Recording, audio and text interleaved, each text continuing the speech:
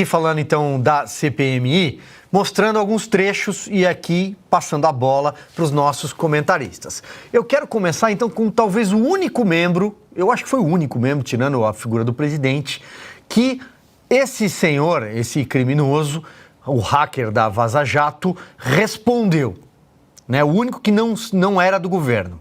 Vamos acompanhar e é autoexplicativo, mas depois a gente vai comentar. Quantas vítimas o senhor já provocou de estelionato? Quantas pessoas foram vítimas do estelionato que o senhor praticou? Relembrando que eu fui vítima de uma perseguição em Araraquara, inclusive equiparada à perseguição que Vossa Excelência fez com o presidente Lula, integrantes do PT, e ressaltando que eu li as conversas de Vossa Excelência e li a parte privada e posso dizer que o senhor é um criminoso contumaz. Cometeu diversas irregularidades e crimes. Pediria aqui que fosse advertido o depoente que não pode chamar um senador de criminoso cometendo crime de calúnia. Eu peço escusas, então. Senhor, por favor, respeite aqui. Pois bem, então vou começar com a Cris, que conhece a história da Lava Jato muito bem, está lá onde funcionou a Força Tarefa de Curitiba, na República de Curitiba, né, a República da Democracia, do combate à corrupção, esse é o nome correto e não como determinados ministros do Supremo se referem a esta cidade. E aí, Cris, olha, eu não tenho nem palavras direito, porque é o puro suco de Brasil, né, do que virou o Brasil. Você vê o ex-juiz da Lava Jato, hoje senador, diante de um criminoso que fez o que fez naquela época, foi preso, condenado, essa quadrilha foi condenada, funcionava em Araraquara, aliás, que é uma cidade aqui no interior de São Paulo que não tem nada a ver com o que acontece lá com o prefeito, com a missão que o presidente vai no dia 8 de janeiro, com o hacker, com os respiradores de maconha, eles não têm nada a ver com isso. Mas pobre Araraquara que protagonizou esses episódios e eu mando aqui um abraço aos habitantes da bela cidade do interior de São Paulo. Feito esse parêntese, a gente olha para uma cena dessa e fala assim, não é possível, tá do avesso. Uma situação dessa não é possível. Mas aí a gente lembra que o material desse senhor aí, né, desse criminoso, foi usado pelo Supremo para, inclusive, jogar a Lava Jato para o passado, né, para rasgar o que é a Lava Jato, o legado da Lava Jato. É tanto absurdo, né? Eu gosto da definição, você falou em suco de Brasil, eu gosto da definição também do Augusto Nunes, que é o faroeste à brasileira, né? O bandido querendo prender o mocinho, o bandido querendo acusar o mocinho. Eu disse hoje mais cedo num outro programa que eu participava que o primeiro absurdo desse depoimento de hoje é um bandido sendo ouvido por uma comissão parlamentar de inquérito quando há tantos outros suspeitos que esses sim podem trazer informações relevantes e que a turma da Elisiane Gama, né, a bancada maranhense ali, o paredão do Flávio Dino na CPMI não quer ouvir. Por exemplo, o general G. Dias, que aliás acaba de ser elevado à categoria de investigado pelo próprio Alexandre de Moraes diante de tamanhas evidências, né? Eu sempre digo, a verdade ela é teimosa, ela insiste em aparecer e chega uma hora que Estadão, Metrópolis, enfim, todo mundo vai tendo que reconhecer que tem algumas figuras ali que precisam ser ouvidas. Esse hacker aí, pelo menos a meu ver, podia ser ouvido num inquérito policial, numa delegacia que esteja investigando a história lá da Carla Zambelli, mas não tem nada a ver com o 8 de janeiro. Estava ali para fazer papel de integrante do circo, né? Porque estão tentando transformar mais uma CPI, agora uma CPMI, em circo. Só que quem tenta são esses governistas aí, com padrão de raciocínio à la Dilma, né? Que se hacker, se vazou, é hacker, se não vazou, é bomba, enfim, não sabe nem o que está dizendo.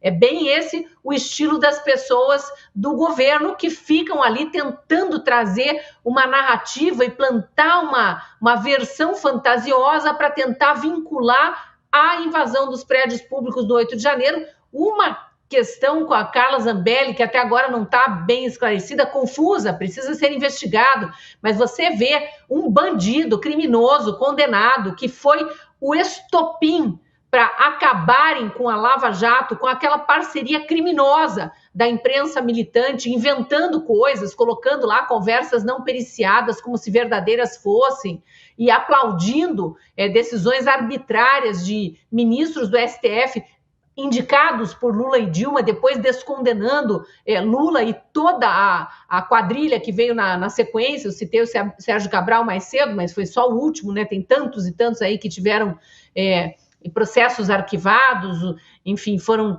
tendo as sentenças anuladas e aquelas provas sobradas ficaram aí num buraco negro que fingem agora que não existiu. Existiu, nós somos muito bons de memória, a gente lembra, você falou, a gente acompanhou muito de perto aqui em Curitiba, mas pessoas de bem do Brasil inteiro acompanharam a Lava Jato e sabem muito bem o que essa gente fez nos verões passados, né? Nos verões de Lula, de Dilma, Joesley Batista, Eduardo Cunha, Sérgio Cabral e Companhia Limitada, porque é muita gente, mais de 100 pessoas presas, muitos e muitos delatores, bilhões devolvidos, acordos de leniência fechados. Então, só militonto que prefere esquecer aquilo. Aliás, não eram joias de 16 milhões, supostamente de 16 milhões. Não era coisa pouca, não. Era 1 trilhão de reais. E quem levantou isso foi a CPI do BNDES somada às investigações da Lava Jato. Via BNDES, desviado para ditaduras amigas, rombo nos fundos de pensão de estatais e no saque da Petrobras, somando tudo, 1 trilhão de reais. São 10 anos de economia da reforma da Previdência do Paulo Guedes. Então, é um desaforo a gente ter que ver um bandido sendo ouvido ali e falando esse tipo de coisa para um juiz que fez uma investigação séria, a gente gostando ou não da atuação desse juiz como político, porque ele está numa nova fase, numa outra carreira, agora numa nova fase da vida, mas como juiz da Lava Jato, fez um trabalho brilhante. O Brasil tem essa dívida com o Sérgio Moro. E aí, só para encerrar, mas sem fugir do tema, o ex-coordenador da Força Tarefa da Lava Jato, Deltan Dallagnol, aqui de Curitiba, fez um tweet hoje exatamente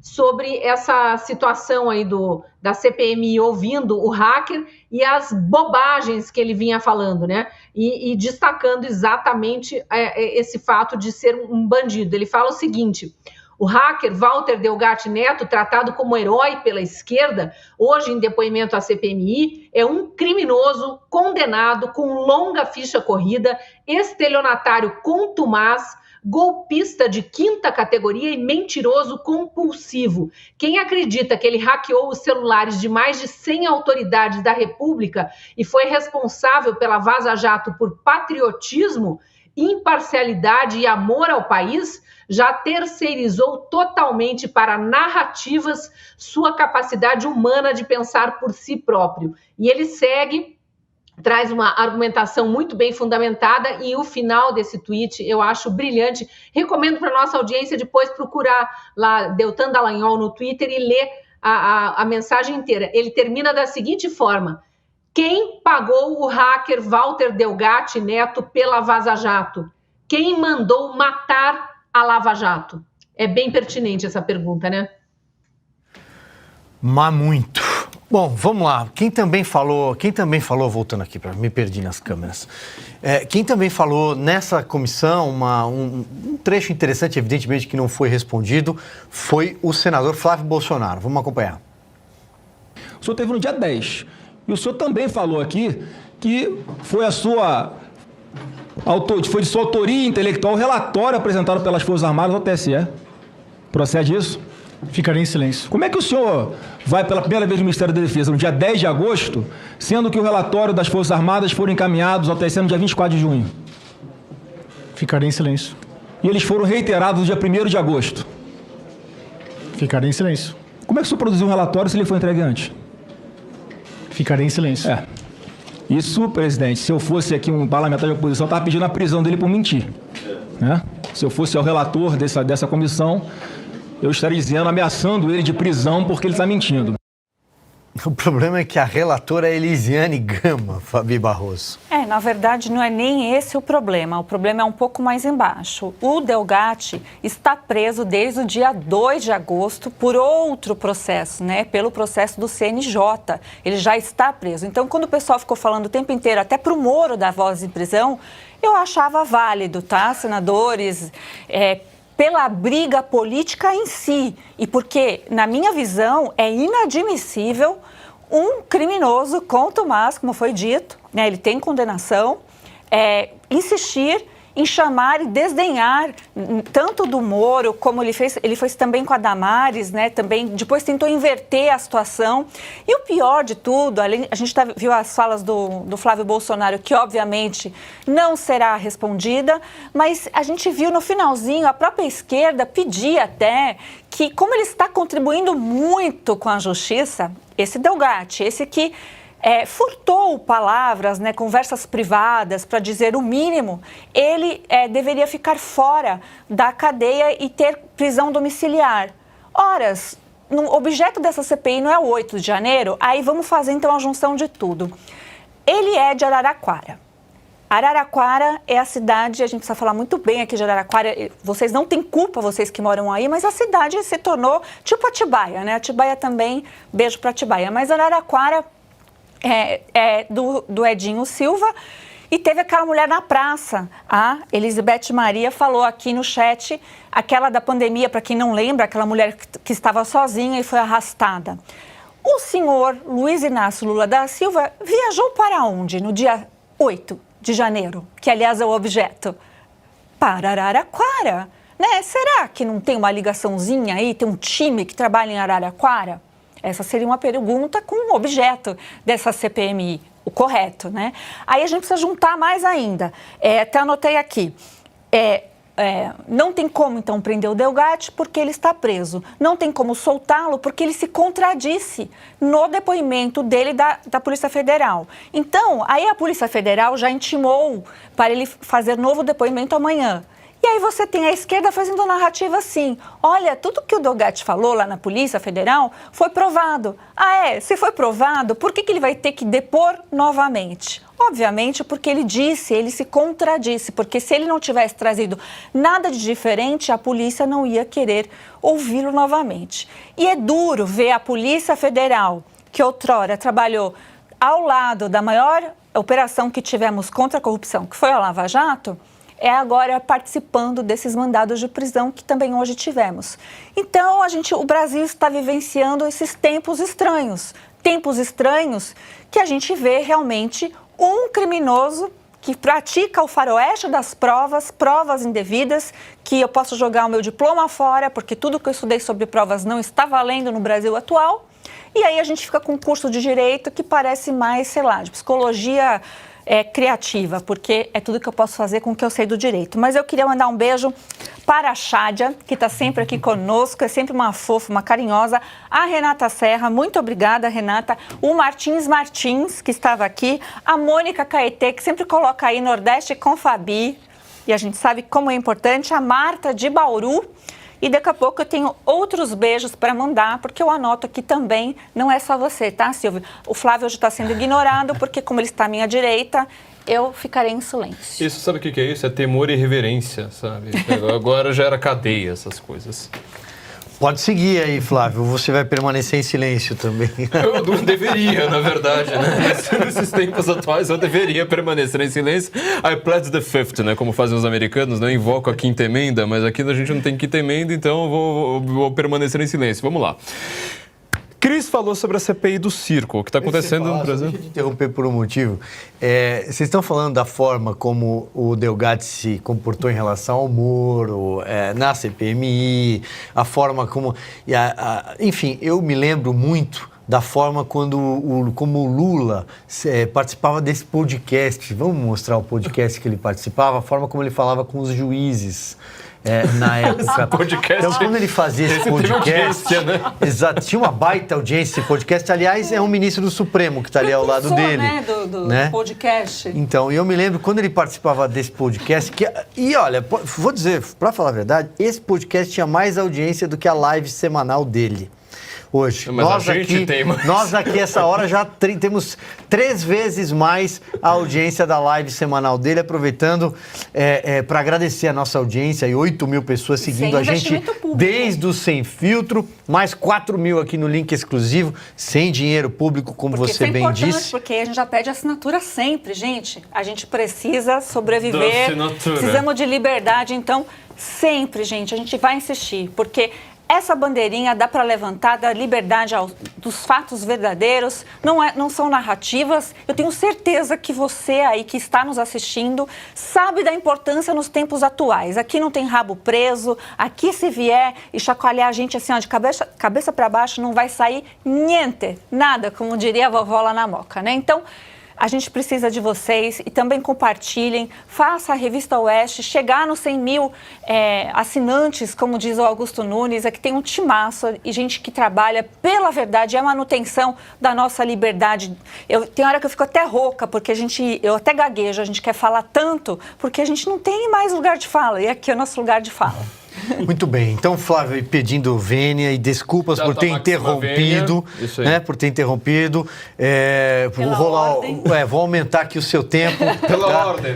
Tempo, mais 30 segundos. Será restabelecido o seu tempo, mas é que essa hora da noite, quando passa a piada, a gente não pode perder, né? Então eu queria lembrar desse podcast. Como vota a deputada.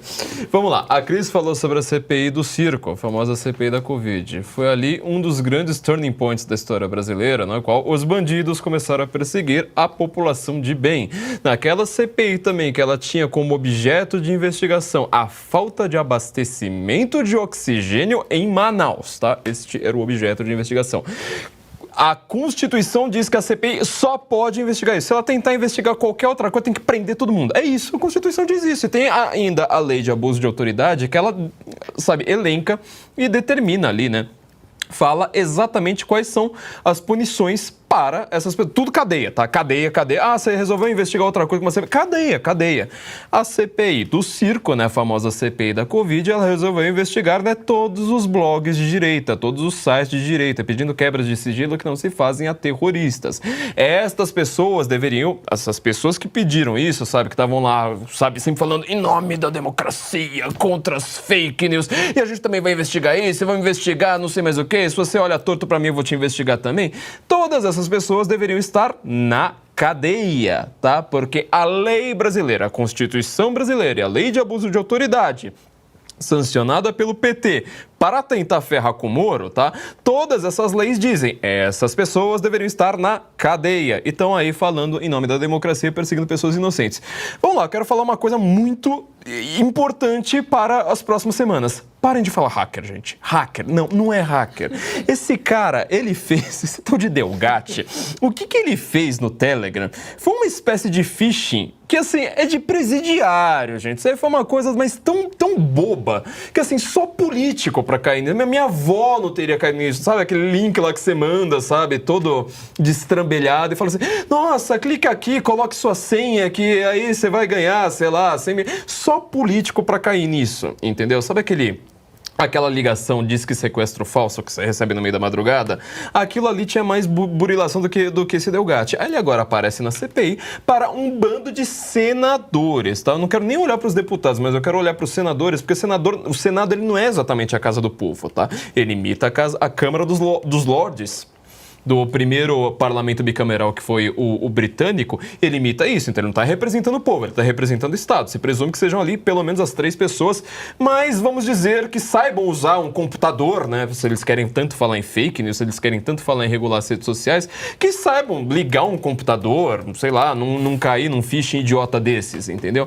Aí vai lá e fala, nossa, porque o seu conhecimento, aí você foi pro lado errado, né? Nossa, seu conhecimento... Gente, isso aí, não dá pra chamar um cara desse de hacker. Começa a falar de urna eletrônica, um depoimento, mas assim, a cada 20 segundos você tinha umas 3 contradições na hora que ele resolvia falar. Então vamos lá. Hacker, uma pinóia, tá? Por exemplo, só numa delas, né? Ele fala que ele chegou nessa reunião com o Bolsonaro, que agora a mídia tá lá falando, reunião com o Bolsonaro. Gente, ele chegou no Palácio do Planalto, viu o Bolsonaro saindo da sala e começa a falar que teve uma reunião com o Bolsonaro, não sei mais o quê. Aí ele fala que o Bolsonaro, olha essa história, tá? Preste atenção, ele tá dizendo que o Bolsonaro hackeou o Alexandre de Moraes e que era pro Delgatti assumir a culpa. Peraí, o Bolsonaro é hacker agora? Bolsonaro hackeou o celular do Alexandre de Moraes e era para, então, o hacker dizer que ele que tinha hackeado. Segundo lugar, essa história sempre de falar do celular do Alexandre indica uma coisa. Parece que o que o Alexandre de Moraes fala nos seus grupinhos não parece uma coisa lá muito, sei lá, simpática, né? Porque toda hora você fala assim, nossa, se você chegar no celular dele, aí vai romper a república. Gente, aí lascou-se de vez, né? Bom, se o Bolsonaro teria hackeado, sabe lá Deus como, né? Porque agora eu não sabia que o Bolsonaro sabia programar, né? Provavelmente, sei lá, não sei em qual linguagem de programação. Ele tá invertendo um pouco a ordem. Ele fala que ele chegou lá com a Carla Zambelli, que a Carla Zambelli tinha um chip, um celular novo com um chip, que só mandou uma mensagem pra isso. Aí perguntaram pra ele, mas como que você sabe disso? Aí ele vai lá, não, I plead the fifth, né? Não vou falar de nada disso. Quer dizer, toda essa história é um monte de contradições de uma pessoa que, assim, você vê que ele não tá entendendo nada e tá saindo na mídia pra todo quanto é lado. Olha só, tinha um golpe de Estado, quer dizer, você chegar nas mensagens privadas do Alexandre, porque chegaram nas mensagens privadas do Moro, tudo que conseguiram provar é falar assim, realmente, os caras estavam lá preocupados com a corrupção do Brasil, fizeram a Vaza Jato lá com toda a Lava Jato, isso não afeta em nada a popularidade. Agora, parece que se você fizer isso aí com certas outras pessoas no Brasil, a coisa vai degringolar. Eu não sei, eu tô achando isso um pouco estranho, tá?